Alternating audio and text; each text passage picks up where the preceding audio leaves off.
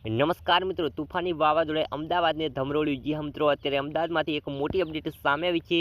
અરબી સમુદ્રમાં સર્જાયેલી સિસ્ટમને કારણે હવામાન વિભાગ દ્વારા ગુજરાતના અલગ અલગ ભાગોમાં આગામી 5 દિવસ સુધી ભારે વરસાદની આગાહી કરવામાં આવી છે, જેને પગલે આજે અમદાવાદમાં ભારે વાવાઝોડું જોવા મળ્યું હતું। જી મિત્રો, અત્યારે હવામાનને લઈને એક મોટી અપડેટ સામે આવી છે, જેમાં અમદાવાદ સાવિત્રી સુસવાટા મારતો પવન ફૂંકાયો હતો, જેના પરિણામે ધૂળની ડમરી ઉડતા વાહન ચાલકોને ભારે હાલાકીનો સામનો કરવો પડ્યો હતો।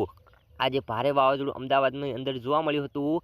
અમદાવાદીઓ માટે મોટી સંખ્યામાં લોકો બહાર ફરવા નીકળ્યા હતા। એ સમયે ધૂળની ડમરી ઉડતા લોકોમાં અફરાતફરી મચી ગઈ હતી। જ્યાં મિત્રો અમદાવાદ શહેરના બોપલ, રાણીપ શહેરના વિસ્તારમાં ભારે વરસાદ જોવા મળ્યો હતો।